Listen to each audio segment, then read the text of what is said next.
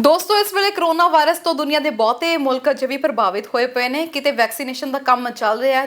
ਕਈ ਮੁਲਕ ਆਪਣੇ ਨਾਗਰਿਕਾਂ ਨੂੰ ਇਸ ਵਕਤ ਕਿਤੇ ਸੈਕੰਡ ਵੇਵ ਚੱਲਦੀ ਹੈ, ਕਿਤੇ ਥਰਡ ਵੇਵ ਚੱਲਦੀ ਹੈ, ਜਿਸ ਤੇ ਚੱਲਦਿਆਂ ਵੈਕਸੀਨ ਦੇ ਰਹੇ ਨੇ। ਸੋ ਨਾਗਰਿਕ ਵੀ ਕਈ ਸਵਾਲ ਲੈ ਕੇ ਹਸਪਤਾਲ 'ਚ ਪਹੁੰਚ ਰਹੇ ਨੇ, ਜਿਵੇਂ ਕਿ ਵੈਕਸੀਨ ਵੇਲੇ ਕਿਹੜੀਆਂ ਗੱਲਾਂ ਦਾ ਖਾਸ ਖਿਆਲ ਰੱਖਿਆ ਜਾਵੇ ਜਾਂ ਫਿਰ ਕਿਹੜੀ ਵੈਕਸੀਨ ਦਿੱਤੀ ਜਾ ਰਹੀ ਹੈ, ਸੈਕੰਡ ਵੈਕਸੀਨ ਦੀ ਡੋਜ਼ ਜਿਹੜੀ ਆ ਉਹ ਕਦੋਂ ਲੈਣੀ ਹੈ। ਅਜਿਹੇ ਕਈ ਸਵਾਲ ਉਹਨਾਂ ਦੇ ਜ਼ਿਹਨ ਦੇ ਵਿੱਚ ਹੁੰਦੇ ਨੇ। ਪਰ ਤੁਹਾਨੂੰ ਪਤਾ ਹੈ ਕਿ ਪੰਜਾਬ ਤੋਂ ਕੁਝ ਵੱਖਰੀ ਤਰ੍ਹਾਂ ਦੇ ਸਵਾਲ ਜਿਹੜੇ ਆ ਸਾਹਮਣੇ ਆ ਰਹੇ ਨੇ। ਇਹ ਸਵਾਲ ਕੁਝ ਅਜਿਹੇ ਨੇ ਜਿਹਦੇ ਵਿੱਚ ਔਰਤਾਂ ਕੁਝ ਵੱਖਰੇ ਸਵਾਲ ਪੁੱਛ ਰਹੀਆਂ ਨੇ ਤੇ ਮਰਦ ਕੁਝ ਵੱਖਰੇ ਸਵਾਲ ਪੁੱਛ ਰਹੇ ਨੇ। ਸੋ ਕੀ ਨੇ ਇਹ ਸਵਾਲ ਤੇ ਨਾਲ ਹੀ ਨਾਲ ਤੁਹਾਨੂੰ ਦੱਸਾਂਗੇ ਕਿ ਕਰੋਨਾ ਵਾਇਰਸ ਦੀ ਵੈਕਸੀਨ ਨੂੰ ਲੈ ਕੇ ਜਿਹੜੀ ਗੱਲ ਆਖੀ ਜਾ ਰਹੀ ਹੈ ਕਿ ਕਿਹੜੀ ਵੈਕਸੀਨ ਵਧੀਆ ਹੈ, ਕਿਹੜੀ ਵੈਕਸੀਨ ਦੇ ਜ਼ਿਆਦਾ ਰਿਜ਼ਲਟ ਦੇਖਣ ਨੂੰ ਮਿਲ ਰਹੇ ਨੇ, ਇਹਦੇ ਉੱਤੇ ਵੀ ਤੁਹਾਨੂੰ ਜਿਹੜੀ ਆ ਪੂਰੀ ਡਿਟੇਲ ਸਟੋਰੀ ਲੈ ਕੇ ਹਾਜ਼ਰ ਹੋਏ ਹਾਂ। ਸੋ ਬਣੇ ਰਹੋ ਹਮਦਰਦ ਟੀਵੀ ਦੇ ਇਸ ਖਾਸ ਪੇਸ਼ਕਸ਼ ਦੇ ਨਾਲ। ਇਸ ਵੇਲੇ ਭਾਰਤ ਵਿੱਚ ਕਰੋਨਾ ਵਾਇਰਸ ਦੇ ਜਿਸ ਤਰ੍ਹਾਂ ਨਾਲ ਇੱਕ ਤੋਂ ਬਾਅਦ ਇੱਕ ਮਾਮਲੇ ਸਾਹਮਣੇ ਆ ਰਹੇ ਨੇ, ਦੇਸ਼ ਵਿੱਚ ਕਰੋਨਾ ਦਾ ਕਹਿਰ ਮਚਿਆ ਪਿਆ ਹੈ। ਹਰ ਕਿਸੇ ਨੂੰ ਆਪਣੀ ਜਾਨ ਬਚਾਉਣ ਦੀ ਪਈ ਹੈ। ਹਸਪਤਾਲਾਂ ਦੇ ਵਿੱਚ ਆਮ ਮਰੀਜ਼ਾਂ ਲਈ ਬੈੱਡ ਤੱਕ ਨਹੀਂ ਬਚੇ। ਕੋਵਿਡ ਵੈਕਸੀਨ ਲਗਵਾਉਣ ਨੂੰ ਲੈ ਕੇ ਵੀ ਵਾਰੀ ਦਾ ਇੰਤਜ਼ਾਰ ਕੀਤਾ ਜਾ ਰਿਹਾ ਹੈ। ਅਜਿਹੇ ਵਿੱਚ ਪੰਜਾਬ ਦਾ ਜੋ ਸ਼ਰਾਬੀ ਮਹਿਕਮਾ ਹੈ, ਉਸ ਨੂੰ ਵੀ ਕਰੋਨਾ ਦੇ ਹਾਲਾਤਾਂ ਨਾਲੋਂ ਜ਼ਿਆਦਾ ਕੁਝ ਜ਼ਰੂਰੀ ਯਾਦ ਆ ਗਿਆ ਹੈ, ਜਿਸ ਬਾਰੇ ਉਹ ਡਾਕਟਰਾਂ ਤੋਂ ਵੀ ਸਲਾਹ ਲੈਣ ਤੋਂ ਗੁਰੇਜ਼ ਨਹੀਂ ਕਰ ਰਹੇ। ਅੱਜ-ਕੱਲ੍ਹ ਜਲੰਧਰ ਦੇ ਨਾਲ-ਨਾਲ ਪੰਜਾਬ ਦੇ ਕਈ ਵੈਕਸੀਨੇਸ਼ਨ ਸੈਂਟਰਸ ਵਿੱਚ ਡਾਕਟਰਾਂ ਨੂੰ ਇੱਕ ਸਵਾਲ ਬਾਰ-ਬਾਰ ਪੁੱਛਿਆ ਜਾ ਰਿਹਾ ਹੈ ਤੇ ਇਹ ਸਵਾਲ ਹੈ ਕਿ ਕੀ ਵੈਕਸੀਨ ਲਗਾਉਣ ਤੋਂ ਬਾਅਦ ਸ਼ਰਾਬ ਦਾ ਸੇਵਨ ਕੀਤਾ ਜਾ ਸਕਦਾ ਹੈ ਜਾਂ ਫਿਰ ਵੈਕਸੀਨ ਲਗਾਉਣ ਤੋਂ ਕਿੰਨੇ ਦਿਨ ਬਾਅਦ ਤੱਕ ਅਜੇ ਸ਼ਰਾਬ ਦਾ ਸੇਵਨ ਨਹੀਂ ਕੀਤਾ ਜਾ ਸਕਦਾ। ਹਾਲਾਂਕਿ ਇਸ ਮਾਮਲੇ ਬਾਰੇ ਭਾਰਤ ਸਰਕਾਰ ਦੇ ਸਿਹਤ ਵਿਭਾਗ ਵੱਲੋਂ ਕੋਈ ਹੁਕਮ ਜਾਰੀ ਨਹੀਂ ਕੀਤੇ ਗਏ, ਨਾ ਹੀ ਕੋਈ ਅਜਿਹੀ ਸਲਾਹ ਦਿੱਤੀ ਗਈ ਹੈ ਕਿ ਸ਼ਰਾਬ ਦਾ ਸੇਵਨ ਛੱਡਿਆ ਜਾਏ ਜਾਂ ਫਿਰ ਕਦੋਂ ਤੱਕ ਨਹੀਂ ਕੀਤਾ ਜਾ ਸਕਦਾ। ਪਰ ਜ਼ਿਆਦਾਤਰ ਡਾਕਟਰ ਇਹੀ ਸਲਾਹ ਦੇ ਰਹੇ ਨੇ ਕਿ ਵੈਕਸੀਨ ਦੀ ਦੂਸਰੀ ਡੋਜ਼ ਮਿਲਣ ਤੱਕ ਸੰਭਵ ਹੋ ਸਕੇ ਤਾਂ ਸ਼ਰਾਬ ਦਾ ਸੇਵਨ ਨਾ ਕੀਤਾ ਜਾਏ। ਸ਼ਰਾਬ ਪੀਣ ਨਾਲ ਵੈਕਸੀਨ ਦੇ ਅਸਰ ਵਿੱਚ ਕਿਸੇ ਪ੍ਰਕਾਰ ਦੀ ਕੋਈ ਕਮੀ ਦੇਖਣ ਨੂੰ ਨਹੀਂ ਮਿਲਦੀ, ਪਰ ਫਿਰ ਵੀ ਡਾਕਟਰ ਅਜੇ ਲੋਕਾਂ ਨੂੰ ਇਸ ਤੋਂ ਦੂਰ ਰਹਿਣ ਦੀ ਹੀ ਸਲਾਹ ਦੇ ਰਹੇ ਨੇ। ਜਲੰਧਰ ਦੇ ਸਿਵਲ ਹਸਪਤਾਲ ਦੇ ਕੋਵਿਡ ਵੈਕਸੀਨੇਸ਼ਨ ਸੈਂਟਰ ਵਿੱਚ ਤੈਨਾਤ ਰੂਰਲ ਮੈਡੀਕਲ ਅਫਸਰ ਡਾਕਟਰ SP ਸਿੰਘ ਦਾ ਕਹਿਣਾ ਸੀ ਕਿ ਸ਼ਰਾਬ ਪੀਣ ਦਾ ਵੈਕਸੀਨ ਨਾਲ ਕੋਈ ਸਿੱਧਾ ਸੰਬੰਧ ਨਹੀਂ ਹੈ। ਇਹ ਜ਼ਰੂਰ ਹੈ ਕਿ ਸ਼ਰਾਬ ਪੀਣ ਨਾਲ ਵਿਅਕਤੀ ਦੀ ਬਿਮਾਰੀਆਂ ਨਾਲ ਲੜਨ ਦੀ ਸਮਰੱਥਾ ਤੇ ਅਸਰ ਪੈਂਦਾ ਹੈ। ਜ਼ਿਆਦਾ ਸ਼ਰਾਬ ਦਾ ਸੇਵਨ ਨਹੀਂ ਕਰਨਾ ਚਾਹੀਦਾ, ਪਰ ਸੋਸ਼ਲ ਡਰਿੰਕਿੰਗ ਦਾ ਵੈਕਸੀਨ ਤੇ ਕੋਈ ਪ੍ਰਭਾਵ ਨਹੀਂ ਹੈ। ਪਰ ਇੱਕ ਗੱਲ ਜ਼ਰੂਰ ਹੈ ਕਿ ਜਿਸ ਦਿਨ ਵੈਕਸੀਨ ਲੱਗੀ ਹੈ, ਘੱਟੋ ਘੱਟ ਉਸ ਦਿਨ ਸ਼ਰਾਬ ਦਾ ਸੇਵਨ ਨਾ ਕੀਤਾ ਜਾਏ। ਡਾਕਟਰ ਦਾ ਕਹਿਣਾ ਸੀ ਕਿ ਜ਼ਿਆਦਾਤਰ ਮਰਦਾਂ ਦਾ ਵੈਕਸੀਨ ਲਗਵਾਉਣ ਤੋਂ ਬਾਅਦ ਇਹੀ ਸਵਾਲ ਹੁੰਦਾ ਹੈ ਕਿ ਡਰਿੰਕ ਲੈ ਸਕਦੇ ਹਾਂ।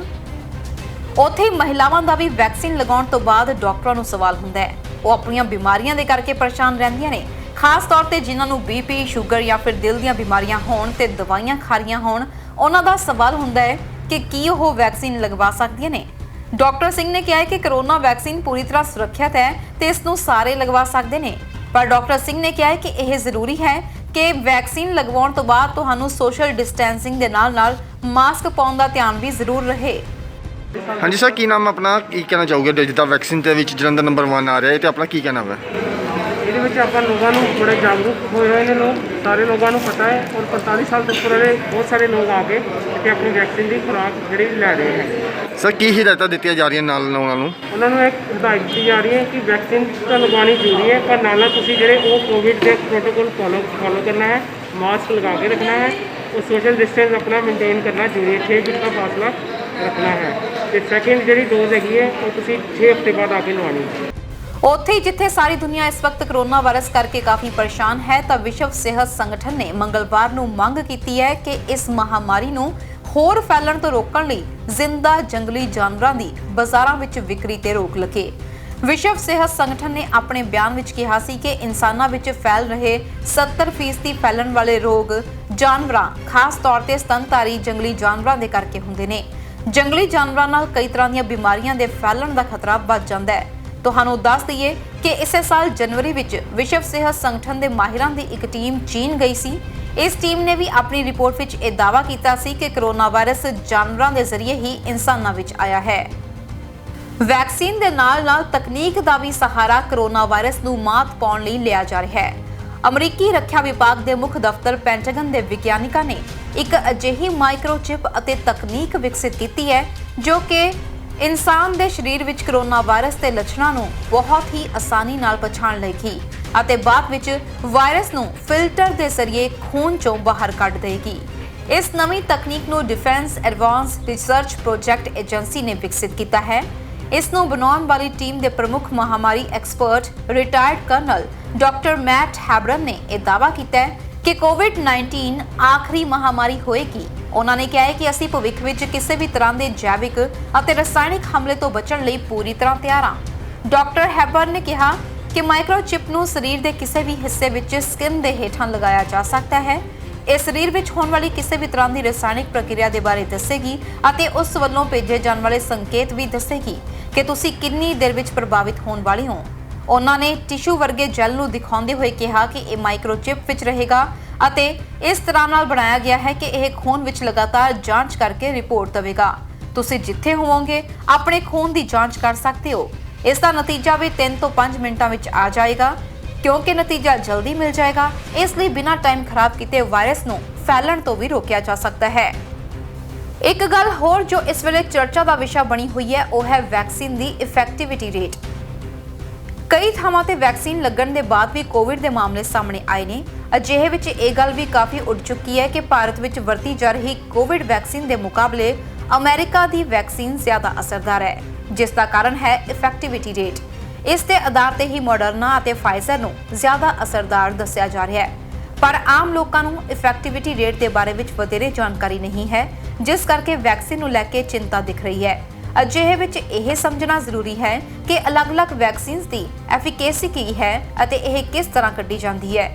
ਸੋ ਪਹਿਲਾਂ ਤੁਹਾਨੂੰ ਦੱਸਦੇ ਹਾਂ ਕਿ ਕਿਹੜੀ ਵੈਕਸੀਨ ਦੀ ਕੀ ਐਫੀਕੇਸੀ ਰੇਟ ਹੈ। ਫਿਲਹਾਲ ਦੀ ਕੜੀ ਗੱਲ ਕਰੀਏ ਤਾਂ ਫਾਈਜ਼ਰ ਅਤੇ ਮੋਡਰਨਾ ਦਾ ਐਫੀਕੇਸੀ ਰੇਟ ਸਭ ਤੋਂ ਜ਼ਿਆਦਾ ਹੈ।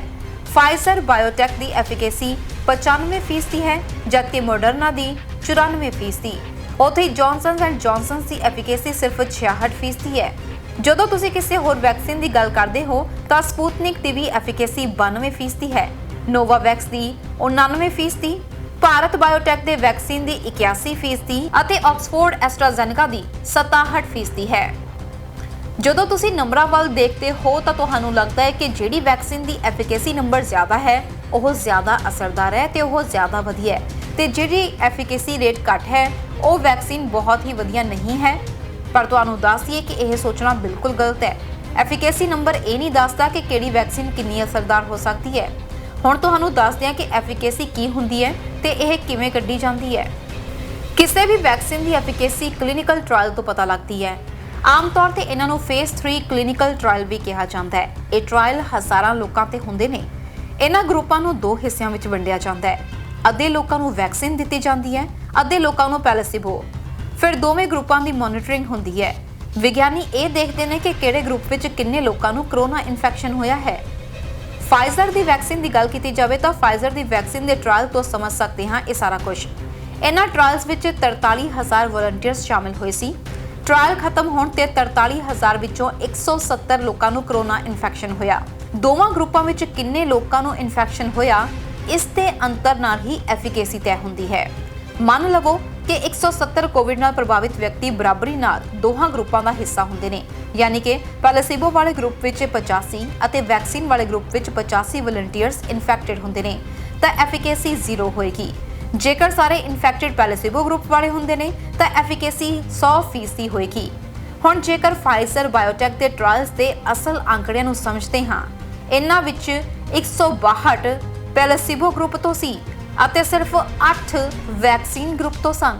ਮਤਲਬ ਇਹ ਕਿ ਜਿਨ੍ਹਾਂ ਨੂੰ ਵੈਕਸੀਨ ਲੱਗੀ ਸੀ ਇਹਨਾਂ ਨੂੰ ਇਨਫੈਕਸ਼ਨ ਤੋਂ ਬਚਣ ਦੀ ਸੰਭਾਵਨਾ ਵੈਕਸੀਨ ਨਾ ਲੱਗਣ ਵਾਲਿਆਂ ਦੇ ਮੁਕਾਬਲੇ 95% ਰਹੀ।